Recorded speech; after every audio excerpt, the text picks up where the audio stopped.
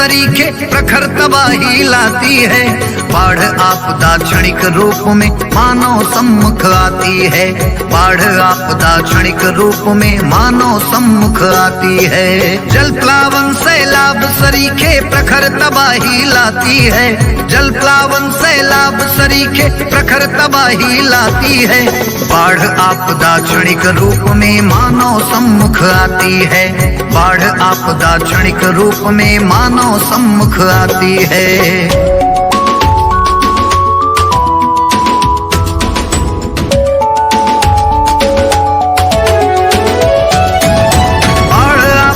कैसे आती आओ इस पे करें विचार। बांध टूटना उठा बवंडर, बादल फटना वजह शुमार।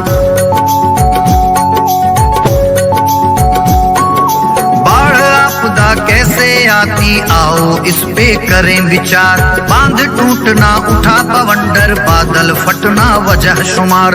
प्रमुख रूप से बाढ़ आपदा अतिवृष्टि से आती है।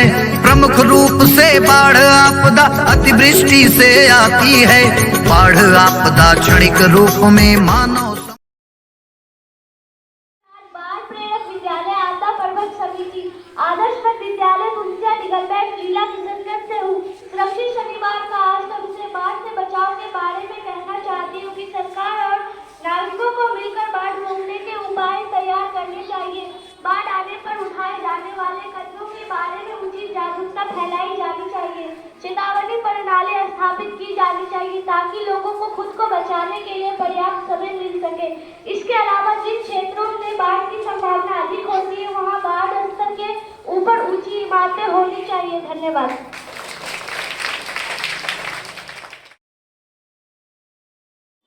मैं आंध्र विद्यालय आपदा प्रबंधन समिति सदस्य आदर्श मध्य विद्यालय तुलसी निगलगंज जिला किशनगंज से हूँ। मुख्यमंत्री विद्यालय सुरक्षा कार्यक्रम सुरक्षित शनिवार का आज का विषय बाढ़ से बचाव के बारे में कहना चाहता हूँ कि बाढ़ के तत्कालिक प्रभावों को मानव जीवन में हानि, संपत्ति की क्षति, फसलों का विनाश, पशुओं की हानि, बुनियादी सुविधाओं का काम न करना और जल जीव बीमारियों का कारण स्वास्थ्य की स्थिति में गिरावट आ सकता है। धन्यवाद।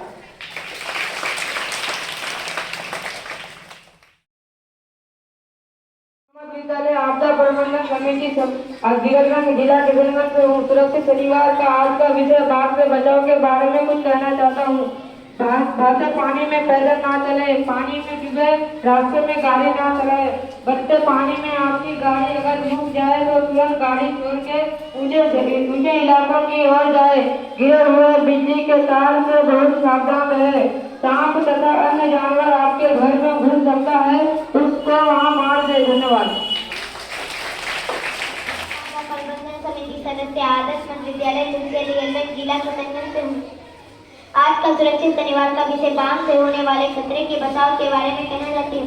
मैं बाढ़ के पहले उठाए जाने वाले कदमों के बारे में कहना चाहती हूँ। संभावित बाढ़ प्रभावित क्षेत्र में पहचान पहले ही करना चाहिए। तटबंधों की सुरक्षा का प्रबंधन होना चाहिए। बाढ़ आने से पहले इसकी सूचना देने की व्यवस्था होनी चाहिए। बाढ़ सारण स्थल की व्यवस्था होनी चाहिए। नाव की व्यवस्था पहले ही रखना चाहिए। जिला प्रशासन के द्वारा मेडिकल कैंप की व्यवस्था रहना चाहिए। धन्यवाद।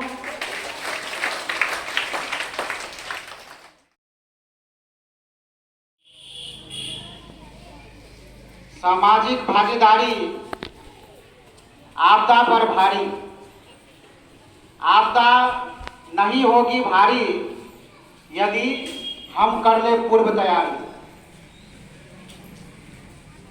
आदर्श विद्यालय के आदर्श बच्चों, जैसा कि आप सबको पता है कि आज शनिवार है और प्रत्येक शनिवार को हम लोग मुख्यमंत्री विद्यालय सुरक्षा कार्यक्रम के तहत सुरक्षित शनिवार का कार्यक्रम करते हैं। तो आज सुरक्षित शनिवार का विषय है बाढ़ से होने वाले खतरे और इससे बचाव। इससे पहले भी इस पर हम लोग बहुत विस्तार से चर्चा किए थे, इससे संबंधित मॉकड्रिल भी किए थे।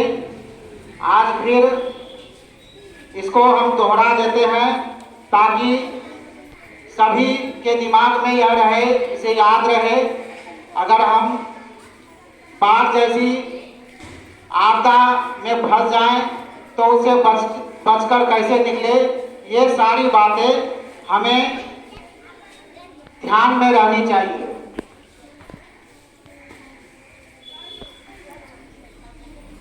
आप लोग जानते हैं कि हम लोग बिहार राज्य में रहते हैं और बिहार में सबसे ज़्यादा बाढ़ आता है। बिहार के कुल भौगोलिक क्षेत्रफल का लगभग 73% भाग बाढ़ से प्रभावित क्षेत्र में आता है।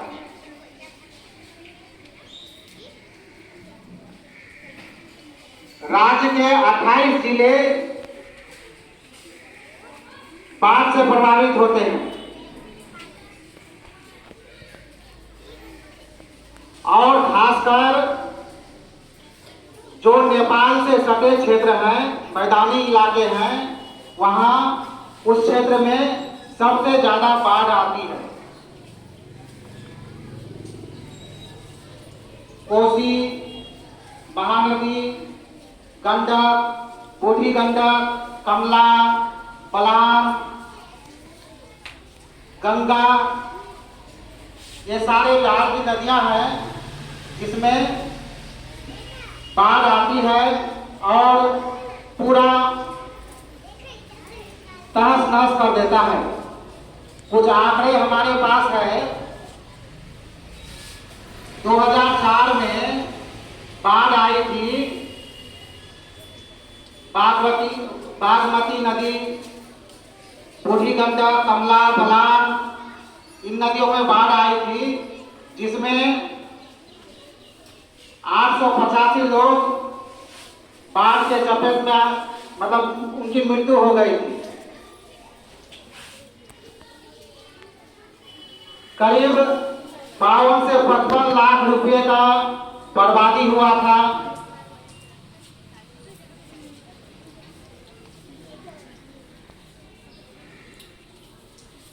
तो 2017 में भी बाढ़ बिहार में आया था जिसमें बिहार के 22 जिले बाढ़ से प्रभावित हुए थे।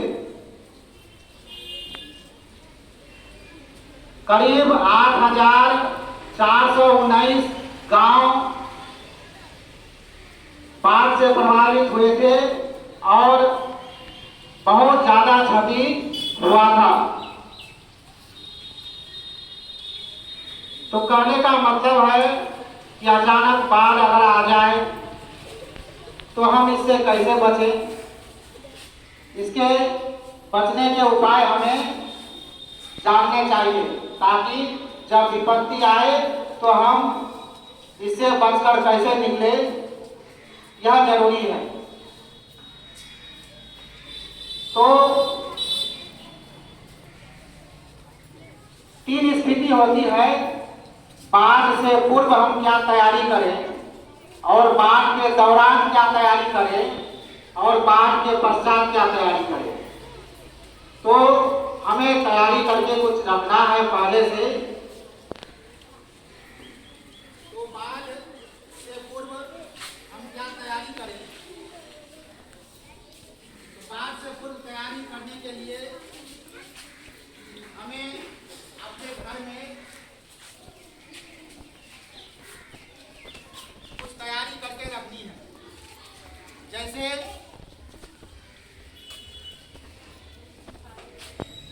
बाढ़ से बचने, अचानक बाढ़ आ जाए तो हम क्या करेंगे। तो उससे पहले जो सामग्री हमको जुटा के रखना है उसको रखेंगे। तो सबसे पहले हम एक आपातकालीन किट बना करके रखेंगे। ये देख रहे हैं ना, ये आपातकालीन किट का नमूना है। आपातकालीन किट बनाकर रखेंगे। इसमें जो जरूरी सामान हैं उसको रखेंगे। जैसे खाने के लिए कुछ सूखा भोजन रखा जाएगा, सूखा भोजन। चाहे चूड़ा हो या मुरही हो या अन्य कोई सूखा सामान जो है आपातकालीन किट में रखेंगे। उसके बाद ये क्या है? रस्सी है। ये तो नमूना है। मोटी रस्सी भी रहना चाहिए, मोटी रस्सी, ताकि रस्सी का जरूरत पड़ने पर हम इसका काम ले सके। उसके बाद यह क्या है? टॉर्च है। टॉर्च भी आपातकालीन किट में रहना चाहिए। जब बाढ़ आ जाती है तो आप लोग देखे होंगे कि बाढ़ के समय जब बहुत ज़्यादा बाढ़ आ जाती है तो पूरा लाइट का कनेक्शन टूट जाता है, लाइट रहता नहीं है।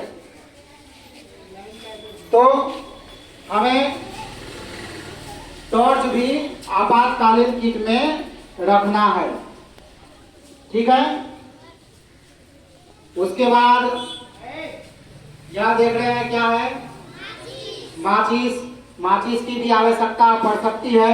माचिस भी आपातकालीन किट में रहना चाहिए, ठीक है। इसमें कुछ दवाइयाँ हैं, जरूरी दवाइयाँ भी आपातकालीन रखेंगे।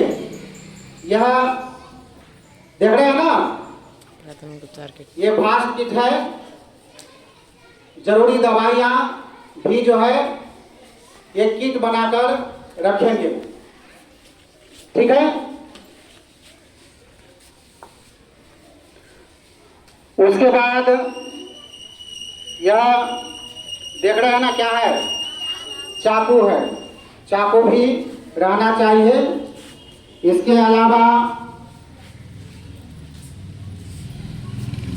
लाठी भी रहना चाहिए।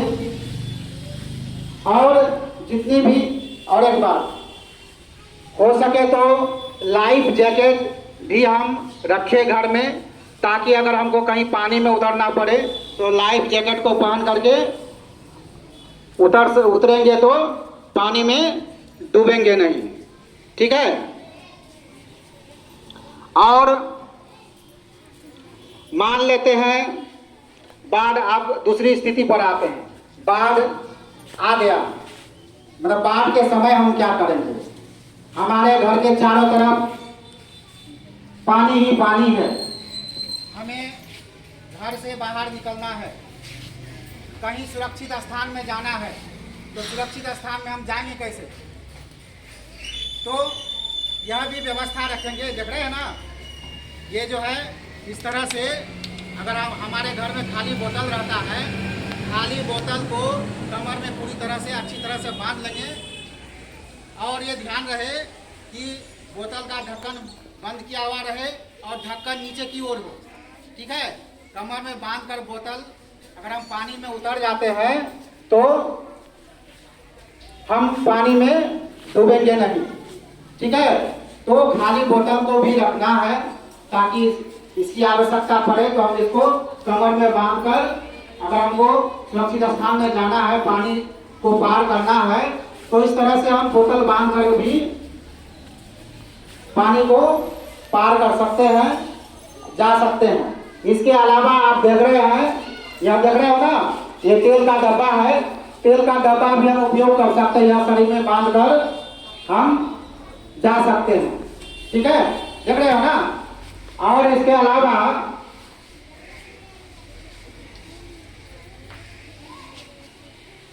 घर में थर्मोकोल भी होता है, या जिसका पास, जिसके घर में है, तो उसका भी हम सहारा ले सकते हैं। जैसे मछली आता है ना, मछली देखते हो किसमें आता है? बाहर से जो मछली मंगाया जाता है, वो जो थर्मोकोल का डब्बा में बंद करके आता है, वह भी हम यूज कर सकते हैं, ठीक है। और मान लिए कोई वाहन का ट्यूब है, वाहन का ट्यूब है, उसमें हवा भर करके रखेंगे। उसको भी लेकर अगर हम पानी में उतरे तो उसके सहारे हम पानी को पार कर सकते हैं, डूबेंगे नहीं, ठीक है। या आप लोग देहात में देखते हैं पानी को पार करने के लिए जो है केला का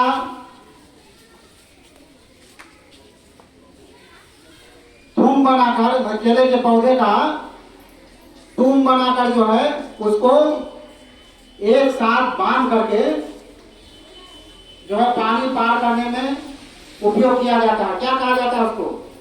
भूरा कहा जाता है। कहा जाता है ना। अगर हमारे घर के आसपास केला का पौधा, केला का वृक्ष है तो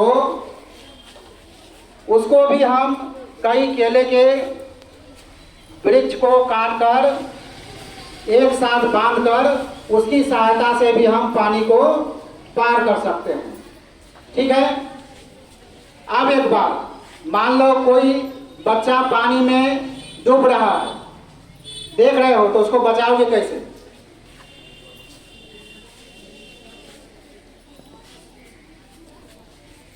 क्या करेंगे? उतर जाएंगे पानी में बचाने के लिए? नहीं, रस्सी फेंक करके जो है उसको पकड़ने के लिए जाएंगे और उसको खींच करके निकाल लेंगे। ठीक है। या कोई रस्सी नहीं रहे तो कोई लंबा अगर बांस है तो उसके सहारे भी हम उसको खींच करके बाहर निकालेंगे। भूल करके भी उसके पानी में उतर के उसको बचाने नहीं जाना है, समझे? वो बहुत ज्यादा एक्सपर्ट होता है, वही बगल में जाता है, नहीं तो क्या करेगा, वही तुम्हारे ऊपर चढ़ जाएगा और नतीजा क्या होगा? दोनों डूब जाएगा। ठीक है। जो ज्यादा एक्सपर्ट होता है तो वह जाता है उसके बगल में और वह उससे कुछ दूरी बना के ही रहता है ताकि वह उसके तरफ वो आने का प्रयास करे, फिर वह आगे बढ़ता है। इस तरह धीरे धीरे जो है उसको पानी से बाहर लाता है। ठीक है। तो ये ध्यान रहे खासकर आप लोगों के लिए, क्योंकि अभी बारिश का समय है, सभी तालाब, पोखर, नदी में पूरा पानी भरा हुआ है। भूल कर भी हम उसके नजदीक में नहीं जाएंगे, पानी के बगल में जाना ही नहीं है, समझे? क्योंकि पानी में डूबने की घटना सबसे ज्यादा बच्चों की ही आती है। प्रत्येक वर्ष हम कुछ ना कुछ सुनते होंगे कि फलाने जगह में यह एक बच्चा जो है पानी में डूब करके उसका मृत्यु हो गया। तो प्रयास करना है कि हम पानी के नजदीक में नहीं जाएं, खास करके बरसात के टाइम में। ना ही हम तालाब में नहाएं, नदी में नहाएं। नहाने के लिए नहीं जाना है, ये नहाने के दरमियान ही ऐसा ज्यादातर होता है। ठीक है। मान लिए बाढ़ में कहीं फंस गए, पानी में हमारे घर के चारों ओर पानी ही पानी है, हम बाहर घर से नहीं निकल सकते हैं, सुरक्षित स्थान में नहीं जा सकते हैं, हम तो अपने घर में फंस गए। अब हमें ना ही पानी है तो हमारे पास पीने के लिए, तो कैसा पानी पिएंगे? जो पानी था समाप्त हो गया। अब हमें बाढ़ का पानी के सिवाय कोई पानी पीने के लिए नहीं है, तो बाढ़ के पानी को हम कैसे शुद्ध करके पिएंगे? तो ध्यान रहे कि हम आपातकालीन चीज में हेलोजन की गोलियां भी रखेंगे, बाजार से खरीद करके रख लेंगे। हेलोजन की गोलियां दो तरह की आती है, एक छोटी गोली और एक बड़ी गोली 400 ग्राम से। तो हम बड़ी गोली अगर बोलते हैं, एक बाल्टी पानी में एक बड़ी गोली डाल देंगे हेलोजन का और कुछ देर छोड़ देंगे, कुछ देर स्थिर छोड़ देंगे पानी को, लगभग आधा से 1 घंटा। उसके बाद हम उस पानी को पी सकते हैं, वह नुकसान नहीं होगा। ठीक है। मान लीजिए हेलोजन की गोली भी नहीं है तो आपातकालीन किट में फिटकरी भी रखेंगे। फिटकरी को सूता में बांधकर जिस पानी को हमको पीना है उस पानी में जो है क्या करेंगे, फिटकरी बांधकर सूते में उसमें कई बार उसको डुबाएंगे, उठाएंगे। फिटकरी जो है पानी में डुबाना उठाना है कई बार, और कुछ देर अस्थिर छोड़ देना है, वह पानी भी पीने लायक बन जाएगा। ठीक है, तो हम फिर आप लोग को दोबारा कहा देते हैं कि अभी बरसात का समय है, नदियों में उफान है, तालाब, पोखर या कोई भी गड्ढा भी भरा हुआ है, तो उसके नजदीक नहीं जाएंगे। अभी जाने का कोशिश करना ही नहीं है, नहाने तो जाना ही नहीं है। ठीक है, और बाढ़ आने पर उससे कैसे हम बच के निकले, कैसे बचा जा सकता है, ये सारी बातें आप लोगों को बाल प्रेरकों के द्वारा भी बताया गया। तो इस बात का सभी ध्यान रखेंगे ताकि किसी तरह की दुर्घटना आपके साथ नहीं हो। चलो, धन्यवाद। सेकेंड चेरापूंजी मैंने यहाँ पर से बरसात ज्यादा होती है और बाढ़ की भी प्रबल संभावना होती है, क्योंकि हम लोग नेपाल के तराई क्षेत्र में बसे हुए, नेपाल से सटे हुए हैं और यहाँ बाढ़ ज्यादा आती है। तो हमारे घर के आसपास चारों तरफ पानी ही पानी फैल जाता है। तो ऐसी परिस्थिति में हम क्या करें, तो हमारे कुछ बच्चे बाल प्रेरक द्वारा भी, बच्चियों द्वारा भी और प्रेरक शिक्षक द्वारा भी बताए गए, और इसके तरह तरह बहुत से उपाय भी हैं।